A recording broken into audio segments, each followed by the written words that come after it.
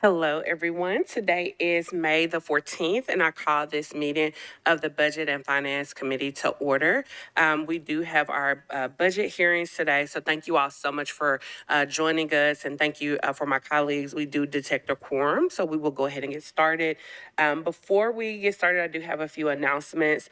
I wanted to share some information about the budget process. I know, colleagues, I have shared this with you all before, but for the purposes of some of our members that this is the first time going through a budget process, there were some questions that came up. So I just wanted to make sure that everyone was really clear on this process. So we are starting our budget hearings today. The hearings will start every day at 4 p.m. We have hearings today, tomorrow, and Thursday, as well as 2 days next week. You can refer to the budget calendar to see the hearings of the various departments on each day.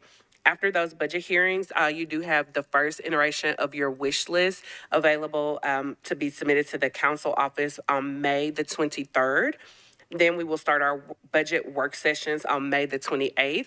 That will be the time that council members can work together and go through our wish list based on the information that we heard from our departments during these hearings to try to work on some of the things that our committee wants to prioritize.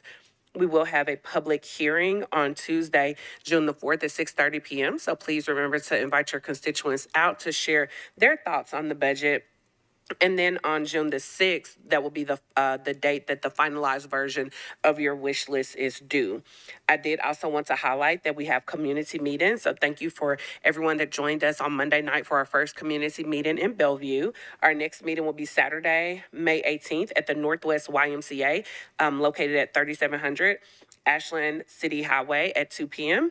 And then on Saturday, May 25th, we have two meetings. The first one at the Southeast Community Center at 10 a.m., 5260 Hickory Hollow Parkway. I will not be providing breakfast, but feel free to bring your own.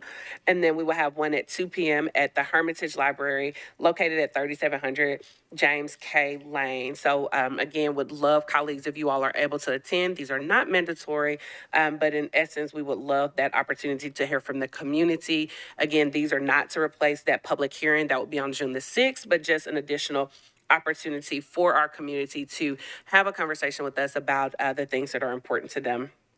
If you are on the Budget and Finance Committee, I would invite you to go ahead and put your yellow committee sign up so that members of the public that are viewing will be able to identify which members are a part of the Budget and Finance Committee. But anyone can ask questions. Any council member is allowed to ask questions. So you will not be precluded if you're not on the committee, but be helpful to have that visual reminder. For anyone that is watching, we do have resources available to help you understand this very cumbersome budgeting process. If you go to nashville.org on the right-hand side, nashville.gov, on the right-hand side, you will see two smiling faces. One is of our mayor and one is of our Vice Mayor, Angie Henderson, who's joining us today. And if you click on Vice Mayor Angie Henderson on the left-hand side, you'll see a navigation menu. And from that menu down at the bottom, you'll see council resources.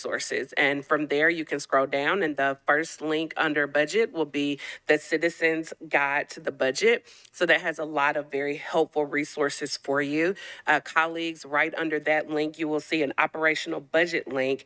In that link, you will be able to find the questionnaires for each department that we're going to hear from today. So if this is your first budget season, each department did submit a questionnaire, and the expectation is that we review those questionnaires prior to the hearing so that we can have that information to help formulate questions on that hearing. That information, again, can be found in that link, and it is also available to the public.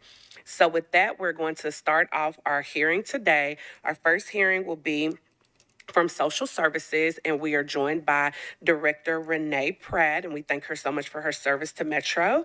And you can find their budget in the budget book, section G, page 363 in your budget book, colleagues. So with that, I'm going to turn it over to Director Pratt. And Director Pratt, feel free to introduce who you have with you, and you all are recognized. Thank you so much, Chair Porterfield. I have with me today my CFO, Andrew Sullivan, to my right, and we truly appreciate the opportunity to be first today. I think I've been doing this 17 years, and we haven't ever been on the first day, the first one. So a little nervous, but I think we'll be okay. But again, thank you for scheduling us today. Also, thanks to Mayor O'Connell for his trust in our department, our committed community partners, my devoted staff who are in the back of the room, and to our clients who come to us for help and trust us to get them through the darkest and the scariest days. Recently, thanks to you all, we opened the doors to our new home in Hermitage, Tennessee at 3055 Lebanon Pike.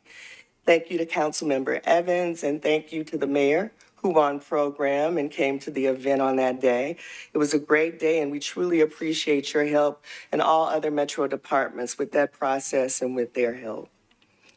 Also, we just celebrated 10 years of operating the Metro Extreme Cold Weather Overflow Shelter.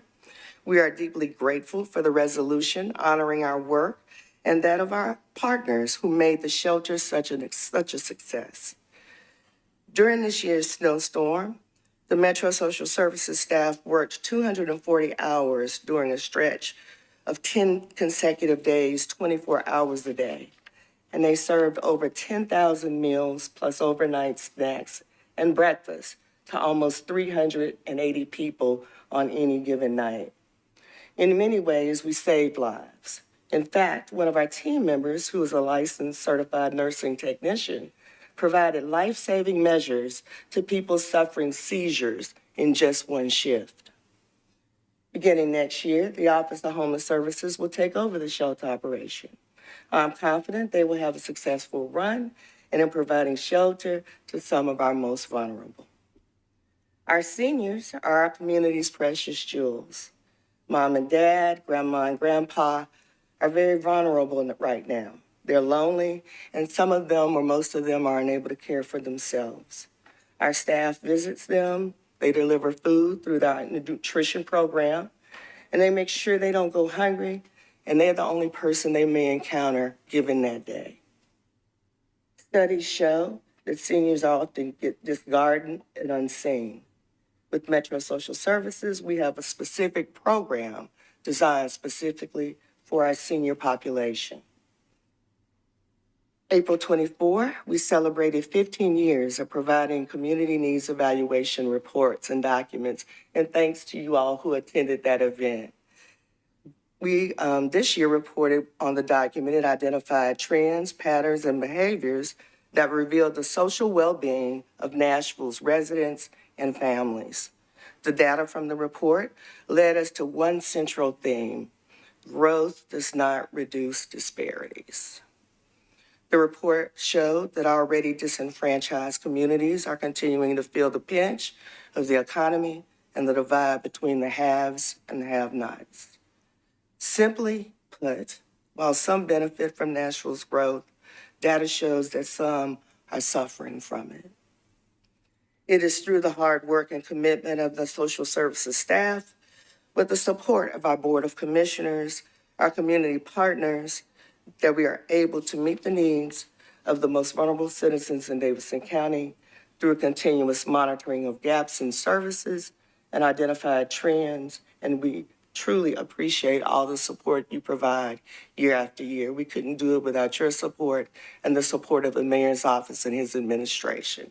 Again, thank you, and I appreciate your time. And if you have any questions. Yes, ma'am.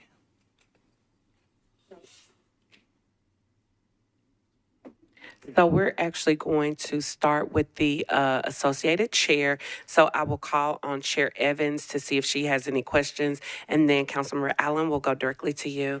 Councilmember Evans, you're recognized. Thank you, Chair. I was just reviewing the questionnaire information, and so I see that one of the items that you had requested that you did not receive as part of this budget is the $70,000 for salaries. Can you speak to, is that $70,000 related to merit increases, or what type of increase is the $70,000? If you all recall, I think it was last year, and Andrew probably will correct me, it was 2 years ago now. You all voted that we could move our nutrition program off of the grant and into the general fund, and it's a reflection of that. And I'll let Andrew speak to the specifics of the 77. Yeah, like Renee said, a couple of years ago, in our nutrition program, the positions in it were funded under grant and under Metro dollars. The Metro match at the time was enough to cover all the salary dollars, so we were able to do that. So what happened is, like, when the merit increases that year, that wasn't factored into it, so that's basically the vast majority of that $70,000.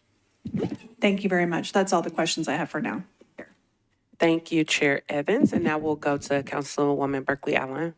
Thank you, ma'am. On that same topic, is it possible to reapply for grants to make up that difference this year, or is that even an option? It wasn't, we didn't lose any money in the grant, since, like I said, it's, the positions were funded between the partially grant funded and partially Metro funded. Metro was putting up more of a match than we were required to.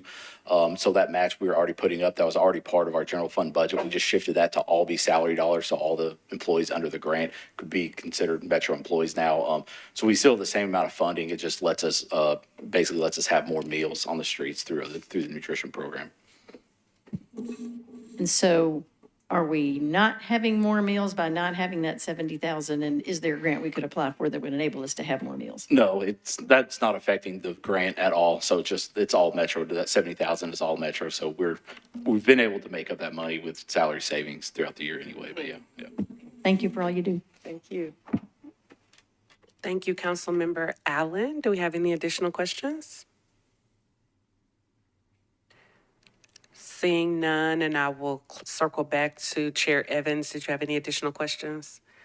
Okay, thank you. And just for the procedure, council members, I am going to, since this committee falls under public health and safety, I am going to the committee chairs first and last to see if they have any questions. So if there are no additional questions, then thank you so very much, Director Pratt, and thank you for your office and the services that you all have provided and have truly made a difference in the lives of some of our most vulnerable constituents. So thank you all so much for that.